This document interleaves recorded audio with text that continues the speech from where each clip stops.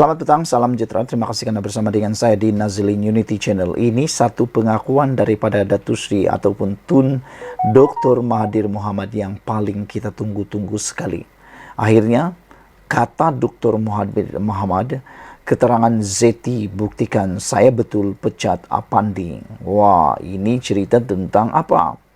Bekas Perdana Menteri Dr. Mahathir Mohamad mendakwa keterangan bekas Gubernur Bank Negara Zeti Aziz adalah bukti bekas Peguam Negara Apandi Ali mengabaikan tugasnya. Dalam hantaran di media sosial, Mahathir turut mempersoalkan mengapa kerajaan ketika pimpinan bekas Perdana Menteri Ismail Sabri Yaakob menyelesaikan saman pemecatan Apandi di luar mahkamah. Saya tersentak apabila membaca laporan berita bahawa semasa perbicaraan melibatkan 1MDB, Zeti menyatakan dia telah melaporkan kepada Peguam Negara ketika itu, iaitu Apandi, kesalahan pegawai 1MDB. Tetapi Peguam Negara tidak mengambil apa-apa tindakan. Ini seolah-olah bagi saya pengabaian tugas. Namun, Apandi telah menyaman saya kerana pemecatan secara salah. Saya bersedia untuk ke mahkamah bagi menjelaskan mengapa saya perlu membuangnya, kata Mahathir lagi. Mahathir memecat Apandi sejurus selepas PH membentuk kerajaan pada Mei 2018 dan menggantikannya dengan Tommy Thomas. Pada 13 Oktober tahun 2020, Apandi memfailkan saman RM2.2 juta terhadap Mahathir dan kerajaan atas dakwaan dia dipecat secara tidak sah. Melalui tuntutan mahkamah itu, Apandi memohon antara lain pengisytiharan bahawa Dr. Mahathir telah menyalahgunakan kedudukannya dan ini telah mendorong berlakunya pelanggaran kontrak antara dia dan kerajaan Malaysia. Penyelesaian saman itu direkodkan di hadapan Hakim Mahkamah Tinggi Akhtar Tahir pada 13 April 2022. Dalam keterangannya ketika perbicaraan pada 27 Julai lalu, Zeti mengesahkan bahawa pada 13 Ogos 2015, Bank Negara Malaysia menyerahkan kertas siasatan IP kepada AGC dengan SOR untuk memulakan pendakwaan jenayah dan mendakwa 1MDB termasuk pegawai kanannya. Zeti berkata 1MDB dan pegawainya didapati melanggar peruntukan di bawah Akta Kawalan Pertukaran Wang 1953 ECA kerana memberikan maklumat palsu kepada Bank Negara Malaysia dalam permohonannya bagi kebenaran membuat pembayaran di luar negara. Di sebalik semua bukti yang dikumpul dan direkodkan oleh Bank Negara Malaysia dalam IP mengenai 1MDB yang dikemukakan, AGC ketika itu atas sebab yang tidak diketahui pada 11 September 2015 memutuskan bahawa IP yang dikemukakan oleh Bank Negara Malaysia diklasifikasikan sebagai tiada tindakan lanjut atau NFA, kata Zeti.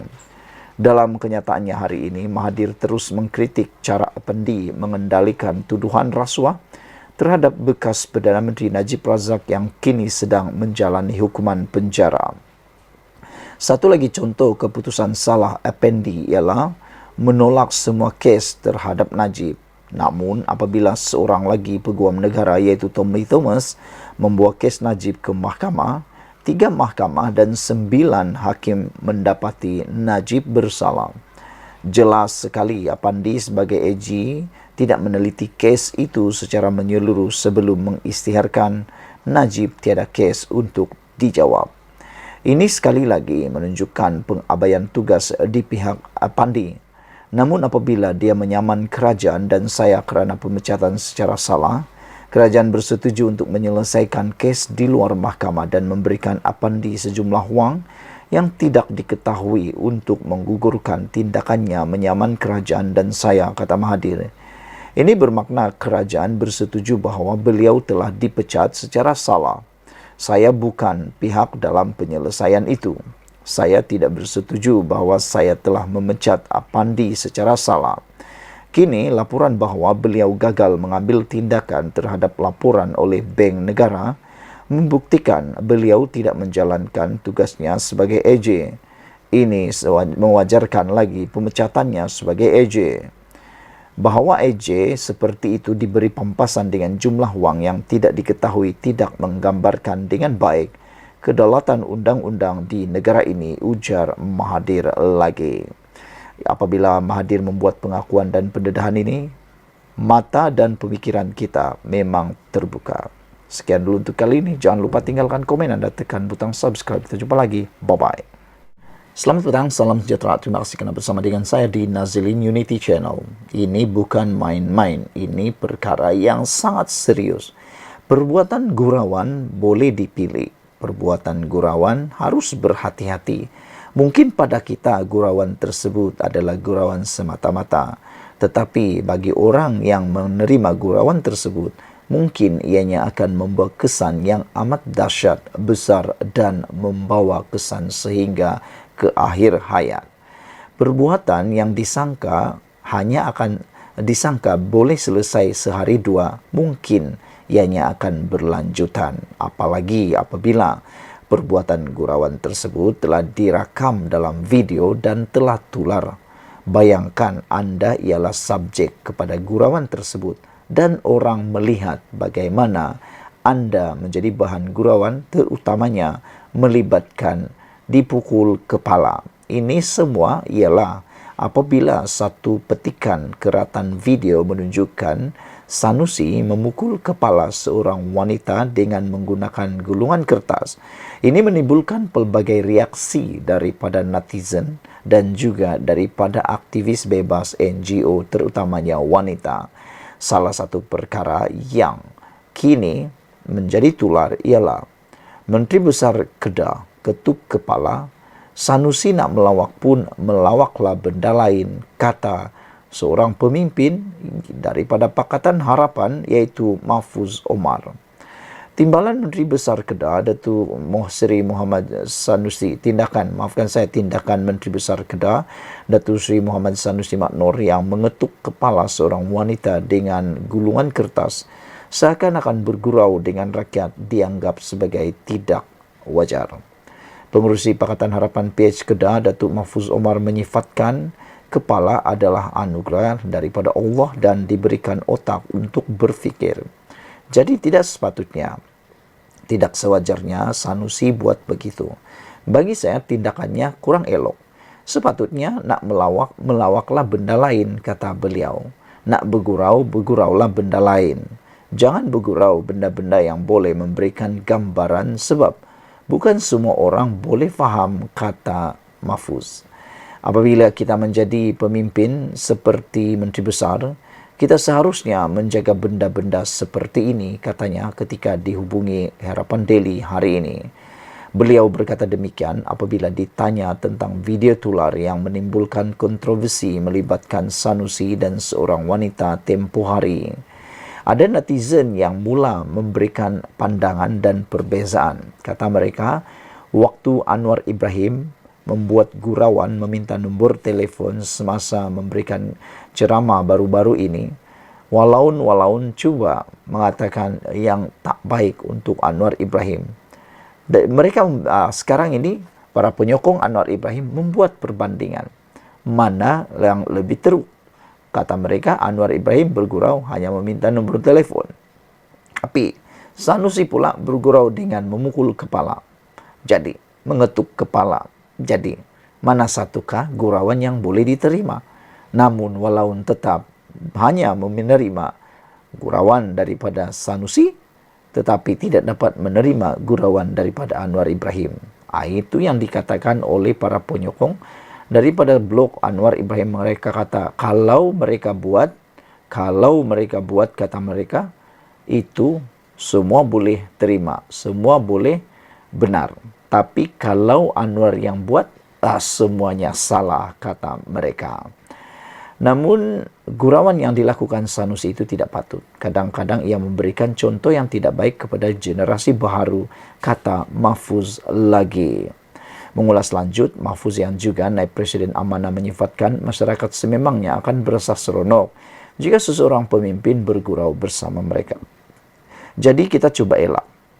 Apatah lagi lelaki dan perempuan. walaupun tidak menyentuh aurat dan sebagainya, tapi saya fikir tindakan itu tidak wajar, ujar beliau lagi. Baru-baru ini tular sebuah video berdurasi 18 saat yang menunjukkan tindakan ahli Dewan Undangan Negeri Adun Jeneri itu bergurau dengan mengetuk kepala seorang wanita menggunakan kertas mendapat perhatian warga maya. Kejadian tersebut turut disambut gelak tawa orang sekeliling yang menganggap ia sebagai jenaka biasa. Dan Sanusi juga telah mendapat sokongan perhatian daripada para penyokong PN dengan mengatakan, okeylah, bukan ketuk guna kuali. Penyokong PN tetap halalkan aksi Sanusi.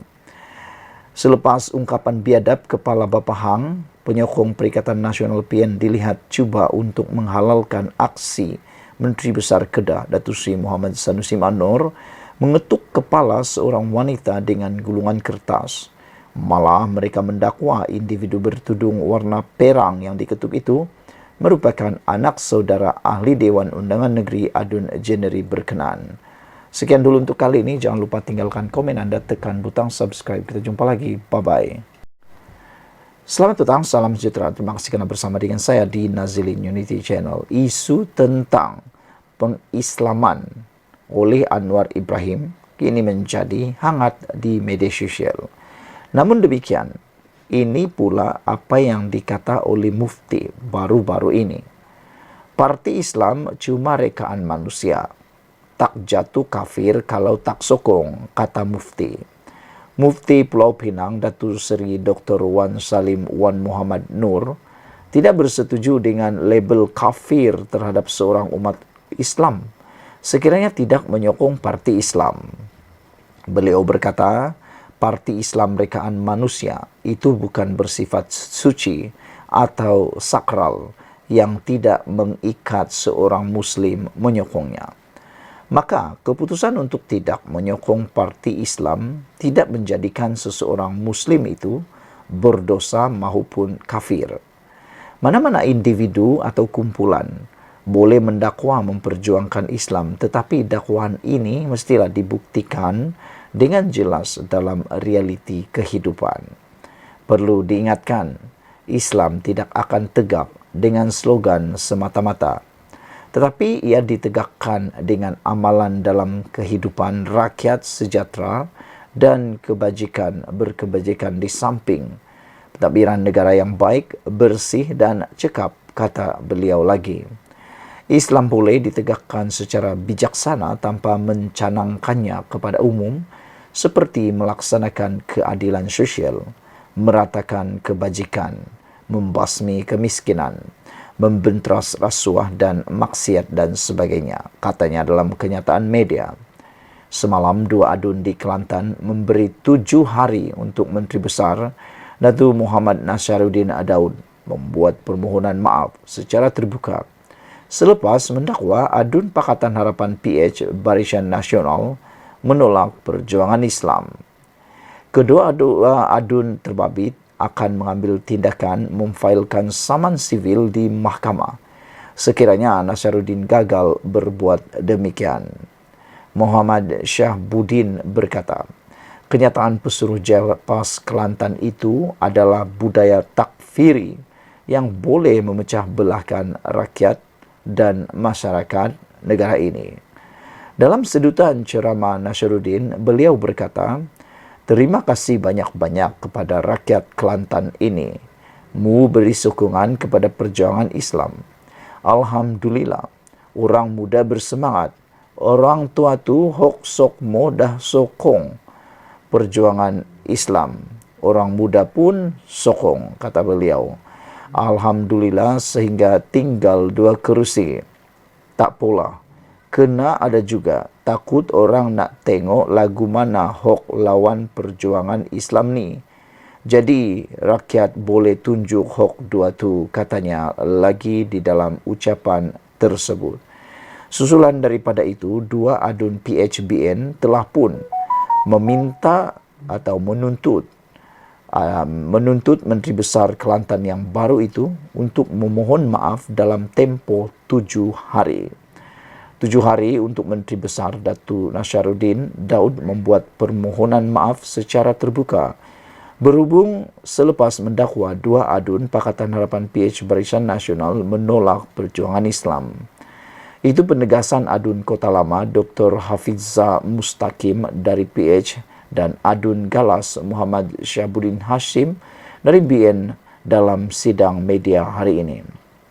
Kedua-dua adun terbabit akan mengambil tindakan memfailkan saman sivil di mahkamah sekiranya Nasruddin gagal berbuat demikian. Muhammad Syabuddin berkata kenyataan Pesuruhjaya PAS Kelantan itu adalah bukti takfiri yang boleh memecah belahkan rakyat dan masyarakat negara ini. Kami tersinggung dengan penyataan Menteri Besar ini yang saya anggap sebagai melampau dan ekstrim dan ia mewakili 10,742 rakyat Galas yang mengundi BN dan 9,691 rakyat Kota Lama mengundi PH, katanya dalam satu sidang media bersama Dr. Hafizah hari ini. Sebelum ini, Nasharuddin dalam satu rekaman video yang tular mendakwa kemenangan PAS masa pilihan raya PRN Kelantan 12 Ogos lalu adalah kemenangan perjuangan Islam. Ketua Penerangan PAS Kelantan yang juga digelar Panglima Perang PAS Negeri turut menyifatkan 2 kerusi yang dimenangi PHBN sebagai pihak yang menentang perjuangan Islam. Sementara itu, Dr. Hafizah berkata, kenyataan Nasruddin itu tidak sepatutnya diungkapkan kerana Muhammad Nasruddin sebelum ini menyatakan mahu bekerjasama dengan Kerajaan Persekutuan. Ini bertentangan dengan semangat federalisme. Tidak menghormati langsung bahawa dalam negara demokrasi kita ada pilihan rakyat untuk memilih dan kita akan melaksanakan tanggungjawab sebagai penyemak dan imbang dalam Dewan, sedangkan peringkat tertinggi memandang serong kepada kita, katanya. Dalam pada itu, Syabuddin dan Dr. Hafizah telah mengerahkan peguam untuk menghantar notis tuntutan maaf terhadap tersebut kepada Muhammad Nasruddin. Sekian dulu untuk kali ini. Jangan lupa tinggalkan komen Anda, tekan butang subscribe. Kita jumpa lagi. Bye-bye. Selamat pagi, salam sejahtera. Terima kasih kerana bersama dengan saya di Nazilin Unity Channel. Saudara-saudara sekalian, ini satu lagi perkara kemenangan baru kepada Anwar Ibrahim. Disangka beliau akan tumbang pada bulan 8 ini. Tapi rupa-rupanya yang disangka buruk menjadi baik. Yang dirancang jahat jadi kebaikan. Itulah pemimpin yang diridhoi Allah. Saudara-saudara sekalian, Datuk Seri Anwar Ibrahim mengatakan bahawa minat pelabur terhadap Malaysia jauh lebih baik berbanding dahulu.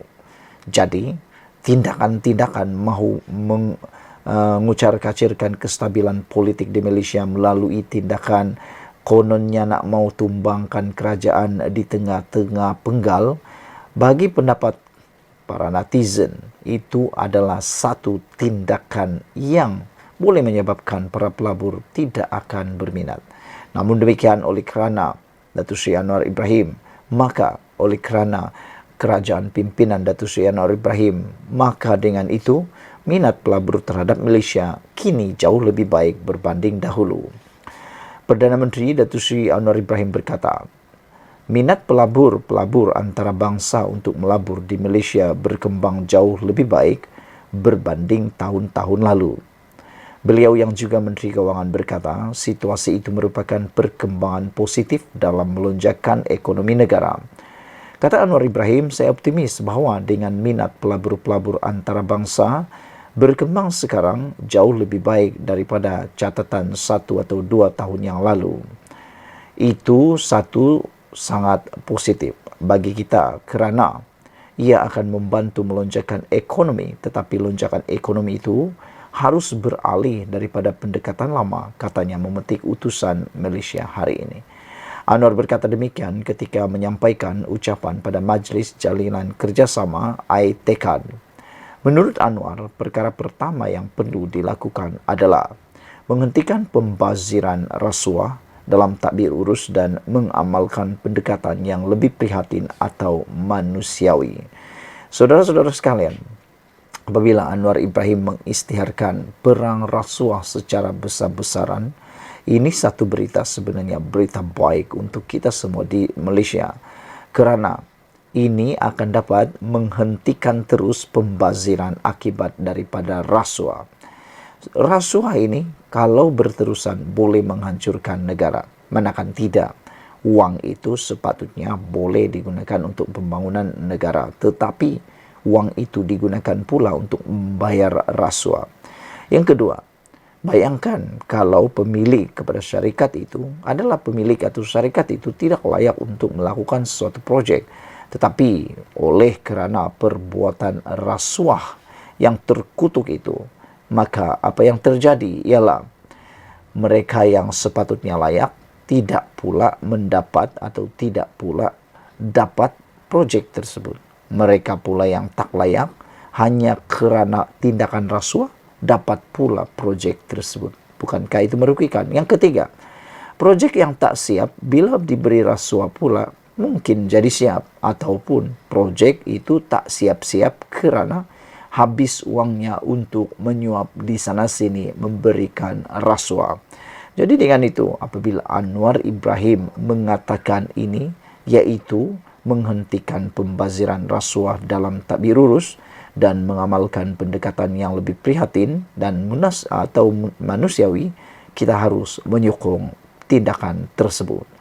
Ketiganya, kata Anwar Ibrahim, fokus pada isu dan bidang-bidang yang kita agak ketinggalan, termasuk keselamatan makanan, soal transformasi digital dan bidang-bidang teknologi maklumat IT yang menurut Anwar Ibrahim yang nampak kita belum tingkatkan sepatutnya. Terdahulu, Perdana Menteri mengumumkan dana tambahan sebanyak RM6 juta kepada program iTech tahun ini sebagai usaha untuk terus memperkasa usahawan mikro berpendapatan rendah. Tambahan itu merupakan penjimatan yang dilakukan oleh kerajaan dalam belanjawan tahun 2023, kata beliau lagi. Jadi saudara-saudara sekalian, ada orang kata Anwar Ibrahim tak mampu membawa Malaysia naik lebih tinggi, tetapi rupa-rupanya dengan adanya kekuatan Datuk Seri Anwar Ibrahim, minat pelabur terhadap Malaysia jauh lebih tinggi berbanding dahulu. Sekian, ikuti terus ulasan selepas ini. Selamat petang, salam sejahtera. Terima kasih kerana bersama dengan saya di Nazlin Unity Channel. Ini satu lagi pendedahan yang luar biasa yang mengejutkan semua rakyat Malaysia. Hari ini daripada Malaysia Kini, langkah Muhyiddin buat Negeri Sembilan dari boleh menang ke mudah kalah. Ini satu pendedahan dan juga satu tindakan membocorkan rahsia yang saya rasa perlu kita ambil perhatian dan perlu kita sama-sama fikirkan. Saudara-saudara sekalian, pengerusi Perikatan Nasional Muhyiddin Yassin harus bertanggung jawab atas kegagalan parti itu merampas Negeri Sembilan daripada Pakatan Harapan pada pilihan raya negeri PN baru-baru ini, kata ahli jawatan kuasa penerangan bersatu Badrul Hisham Syaharin. Jadi kalau sebelum ini Muhyiddin mengarah ataupun memaksa supaya Zahid Hamidi dan Anwar Ibrahim letak jawatan, kali ini giliran Muhyiddin Yassin pula diarah untuk bertanggung jawab atas kegagalan parti itu, iaitu Parti Bersatu merampas Negeri Sembilan daripada PH pada pilihan raya negeri PRN baru-baru ini. Jadi kali ini giliran Muhyiddin pula yang kena semula. Dia yang lebih dikenali sebagai Cikgu Gad atau Cikgu Bad berkata, keputusan Muhyiddin melantik Timbalan Presiden Bersatu Ahmad Faizal Azumu sebagai pengerusi Perikatan Nasional PN Negeri Sembilan sebenarnya menyukarkan gabungan terbabit untuk mengambil alih negeri berkenan. Dakwa Badrul Hisham dalam pelantikan Ahmad Faizal mengetuai Perikatan Nasional Negeri Sembilan, status negeri itu sebagai kawasan berpotensi untuk dimenangi bertukar kepada mudah kalah. Malah dia juga mendakwa ada antara calon yang dikemukakan bersatu dalam PRN pada 12 Ogos lalu sebenarnya dipilih selepas mereka dicadangkan beberapa ketua cawangan UMNO.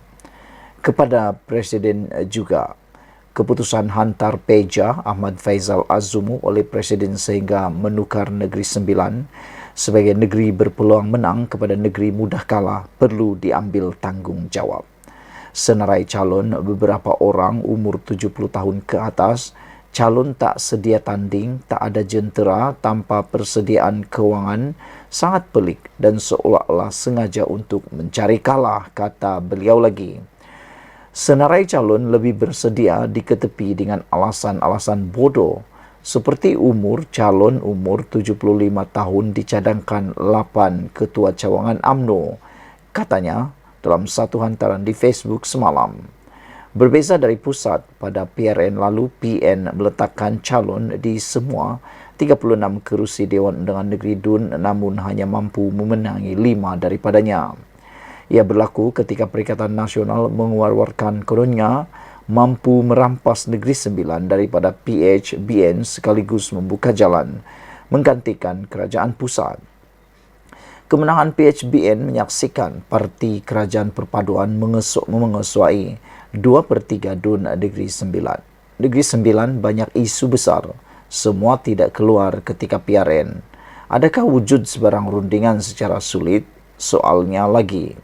Dia yang sebelum ini kritikal terhadap Putrajaya berkata, meskipun kesilapan dalam strategi gabungan itu masih boleh diterima, tiada siapa yang tampil untuk bertanggung jawab atas kekalahan besar Perikatan Nasional di Negeri Sembilan. Badrul Hisham juga mendakwa dia ada mengingatkan Muhyiddin bahawa kekuatan bersatu dan Perikatan Nasional bukanlah daripada kepimpinan tertinggi. Sebaliknya, akar umbi dan kekuatan gelombang rakyat.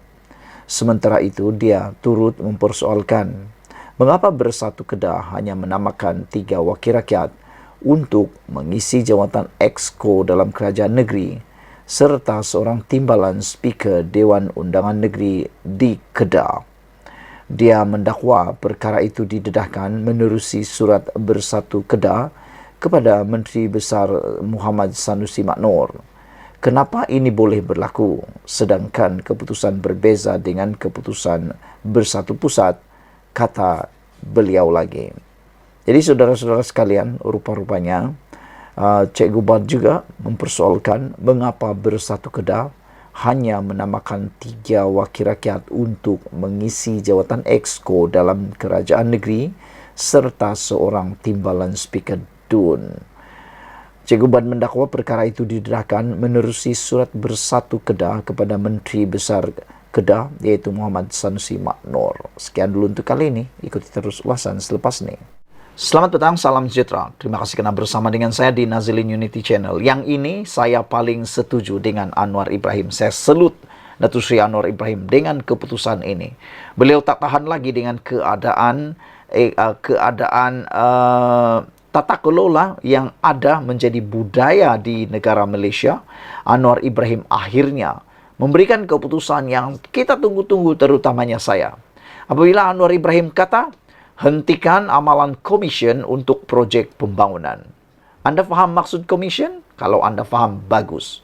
Kerana pada pendapat saya, tindakan memberikan komisen dalam amalan projek pembangunan ini menyebabkan peruntukan dalam sesuatu projek itu menjadi kecil. Bayangkan kalau peruntukan dalam satu projek itu hanya, contohlah katakanlah 100,000. Tapi pemberian komisen pula dibahagi-bahagi, komisen sini, komisen sana dan sebagainya. Tinggal berapa lagi kah uang yang sebenar-benarnya boleh dibuat untuk projek, menyiapkan projek tersebut. Silap-silap tinggal 50% sahaja daripada nilai asal. Ini menyebabkan kualiti kerja yang terhasil diselesaikan itu secara otomatiknya boleh menyebabkan ianya menjadi amat teruk dan buruk. Kerana asalnya 100,000, tetapi kerana tindakan perbuatan-perbuatan komisen ini menjadikannya tinggal 80 atau 50,000 sahaja lagi. Perdana Menteri Datuk Seri Anwar Ibrahim mahu amalan meminta dan memberi komisen dalam mana-mana pelaksanaan projek pembangunan termasuk projek perumahan dihentikan segera. Saya setuju dengan apa yang dikatakan oleh Datuk Seri Anwar Ibrahim. Banyak-banyak perkara yang dinyatakan oleh Anwar Ibrahim hari ini, inilah yang paling saya setuju sekali. Inilah yang dikatakan reformasi tata kelola keuangan yang baik untuk Malaysia. Menegaskan perkara itu, Perdana Menteri berkata, kerajaan tidak pernah menghalang mana-mana syarikat daripada menjalankan operasi mereka dan memperoleh keuntungan. Namun amalan memberi komisen kepada mana-mana menteri atau parti politik tidak seharusnya berlaku. Yang ini benar-benar perlu cepat-cepat dilaksanakan, cepat-cepat dibuat. Jangan sampai amalan memberi komisen kepada mana-mana menteri atau parti politik ini terus berterusan, terus menjadi parah, terus menjadi menular dan barah dalam negara ini. Kerana ianya merugikan, amat merugikan. Duit itu tiris begitu sahaja. Projek mungkin tak siap atau siap tapi kualitinya buruk. Manakala orang yang dapat komisen senyum-senyum dapat uang percuma. Ada keuntungan syarikat, tiada masalah. Tapi janganlah potong RM10 juta atau RM15 juta untuk Pak Menteri atau parti seperti amalan sebelum ini. Ini yang merosakkan, kata Anwar Ibrahim. Ini betul-betul satu pendedahan rahsia yang saya tak sangka. Dengar-dengar di tepi jalan raya, di kedai kopi, di kedai dobi. Orang cerita-cerita, kita tak percaya sangat sebab tak ada bukti. Kita tak berani mengiyakannya. Tapi kalau Anwar Ibrahim sendiri yang kata, begini, ada keuntungan syarikat, tiada masalah, kata Anwar Ibrahim. Saya setuju. Keuntungan itu adalah habuan kepada mereka yang bekerja keras. Tapi kata Anwar Ibrahim, ini pendedahan yang kita tunggu-tunggu. Tak pernah kita sangka berani dikatakan oleh Anwar Ibrahim.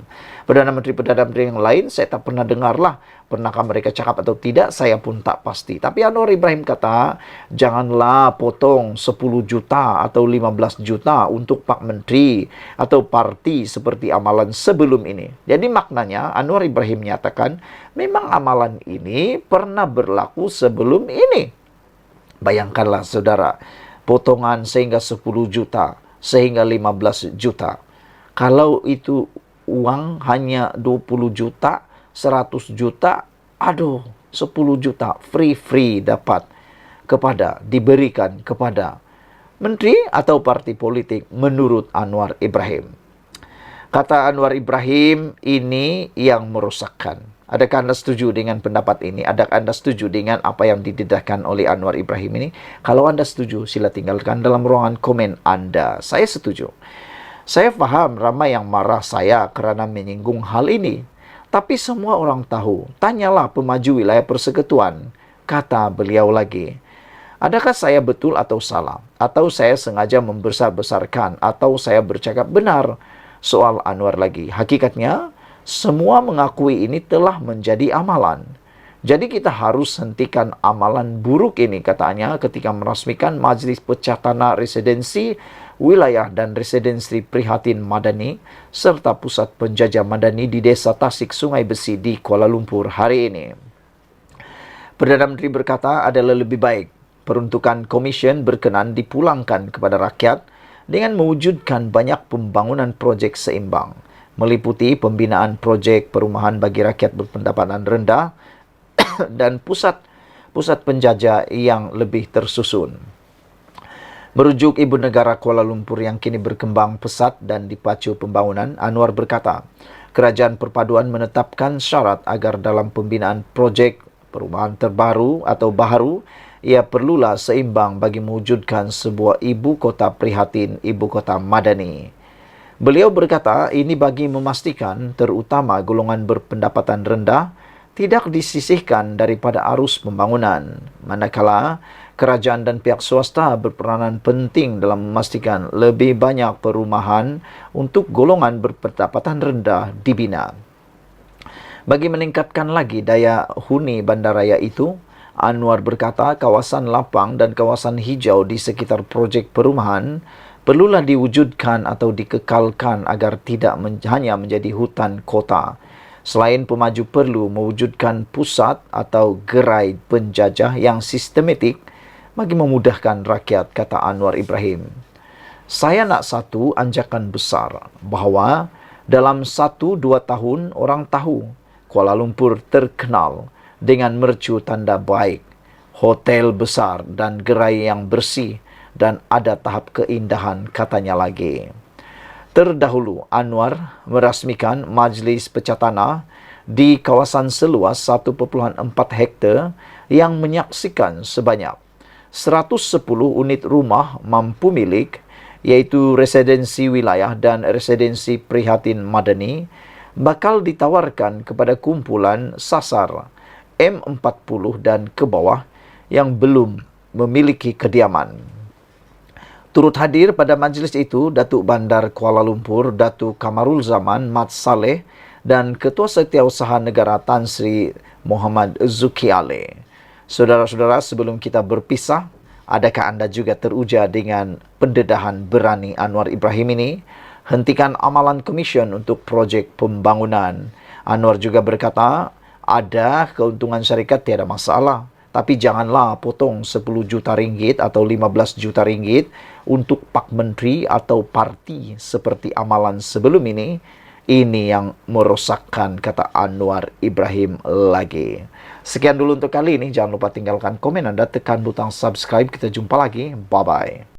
Selamat pagi, salam sejahtera. Terima kasih karena bersama dengan saya di Nazilin Unity Channel. Isu paling hangat pada pagi ini ialah pertanyaan, adakah Tun Mahathir Mohamad akan masuk parti PAS selepas PRN baru-baru ini? Ini semua apabila timbul persoalan di mana hala tuju proklamasi orang Melayu atau POM yang baru-baru ini diperjuangkan kononnya oleh Mahathir Mohamad. Dan persoalan itu akan dijawab sebentar lagi. Sila ikuti terus ulasan kali ini. Jangan lupa tinggalkan komen anda, tekan butang subscribe. Saudara-saudara sekalian, ditulis oleh Sabudin Hussein, ini penerangan yang paling jelas dan paling tepat untuk anda sebarkan kepada ramai orang berkaitan dengan hala tuju perjuangan Tun Mahathir Mohamad yang semakin hari semakin malap.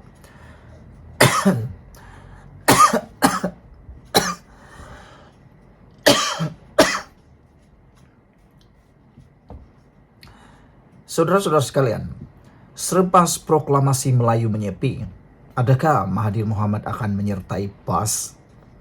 Di sebalik keputusan PRN yang memperlihatkan Perikatan Nasional khususnya, Parti PAS berjaya memperoleh majoriti undi Melayu. Dalam masa yang sama juga, ia juga adalah berita pedih buat Tun Mahathir Mohamad yang memperjuangkan proklamasi orang Melayu POM. Tampak kelompok itu terlibat dalam kempen cubaan meletakkan 17 nama sebagai calon tidak diendahkan. Tiada mana-mana pemimpinnya termasuk Tun Mahathir yang turun padang berkempen. Malah, POM tidak pun menjadi sebutan sesiapa yang bertanding sama ada bersatu atau PAS dalam pilihan raya baru-baru ini. Hakikatnya, Perikatan Nasional tetap berjaya meletakkan dirinya sebagai pencabar unggul kepada Pakatan Harapan dan Barisan Nasional. Lalu, kemana perjuangan POM selepas ini? Kalau diteliti, perjuangan POM ini digerakkan hanya setelah Tun Mahathir yang sebelumnya bersama Pejuang dan GTA kalah dengan parah pada PRU 15 yang lalu. Untuk itu, sekurang-kurangnya ada dua tujuan POM itu digerakkan. Pertama, untuk menekan dan menjatuhkan Anwar Ibrahim yang merupakan musuh Tun Mahathir dan telah berkali-kali cuba dihalang oleh Tun Mahathir untuk menjadi Perdana Menteri. Kedua, untuk memperlihatkan Tun Mahathir masih relevan dalam dunia politik negara serta menjadikan dirinya ada tiket untuk bersama-sama dengan Perikatan Nasional yang merupakan satu-satunya blok pembangkang yang ada dalam negara ini. Berdasarkan keputusan PRU 15 di mana semua calon pejuang telah pun kalah teruk dan hilang deposit, Tun Mahathir sedar beliau tidak boleh lagi berjuang melalui blok ketiga, terutama dalam usahanya yang tidak pernah berhenti mahu menjatuhkan Anwar. Namun, untuk beliau terus bersama Perikatan Nasional, tentu ada sedikit rasa malu dalam dirinya. Berikutan Muhyiddin yang pernah memecatnya daripada bersatu itu dapatlah dilindungi kononnya demi membela nasib orang-orang Melayu.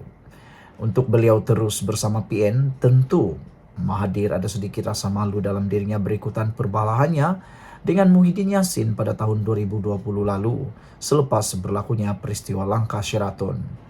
Jadi setidak-tidaknya dengan menggagaskan POM, Proklamasi Orang Melayu, rasa malu untuk kembali bertaut dengan Muhyiddin yang pernah memecatnya daripada bersatu itu dapatlah dilindungi. Kononnya demi untuk membela nasib orang-orang Melayu. Itulah yang terjadi, di mana setelah sedikit sebanyak menggerakkan POM dengan pelbagai aktiviti, Tun Mahathir akhirnya membuka mulut dan menyatakan sedia bekerjasama dengan Muhyiddin. Kedua-dua mereka telah bertemu sebelum PRN itu. Pun begitu, berikutan Muhyiddin kekal sejuk dan tidak menunjukkan jiwa sepenuh hati dalam pertemuan itu. Begitu juga dengan Hamzah Zainuddin selaku Ketua Pembangkang dan Setiausaha Agung PN atau Bersatu turut tidak berlebih-lebihan dalam memberi respon kepada Proklamasi Orang Melayu dan Tun Mahathir. Sudahnya tiada apa-apa jalinan kerjasama yang berjaya terbina.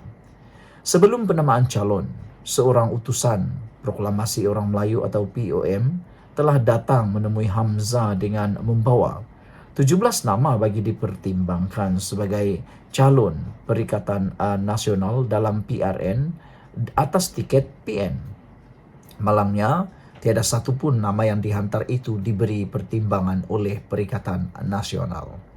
Maka dengan itu, walaupun sebelum ini POM agak riuh rendah dengan pelbagai program dan mengeluarkan kenyataan atas banyak isu, disebabkan tidak berjaya menumpang sebagai calon atas nama PN itu, mereka akhirnya senyap sunyi dan langsung tidak berbunyi sepanjang tempo kempen PRN diadakan. Pendek kata, dengan tidak ada wakil POM menjadi calon, seterusnya tidak turun membantu berkempen dan POM juga tidak disebut sepanjang kempen, gagasan perjuangan Tun Mahathir itu pada hakikatnya telah dilupakan terus ketika kempen PRN lalu. Artinya, walaupun PN berjaya memenangi majoriti undi Melayu dan menawan sebagian besar kawasan Melayu, ia bukanlah disebabkan oleh Proklamasi Orang Melayu. Jauh sekali ada cop jari peranan daripada Tun Mahathir atas kejayaan PN itu. Sekali lagi, kemana POM selepas ini? Terutama Tun Mahathir tentunya belum padam lagi gairahnya daripada mahu menjatuhkan Anwar Ibrahim. Apakah sebagai pilihan akhir setelah tiada lagi pilihan, Tun Mahathir akhirnya akan menyertai PAS? Itu persoalan besar yang akan terjawab tidak lama lagi. Sekian dulu, sila tinggalkan komen Anda, tekan butang subscribe bagi yang belum tekan butang subscribe untuk membantu mengembangkan channel ini. Malaysia kita punya, kita jaga sama-sama, cintai Malaysiaku. Bye-bye.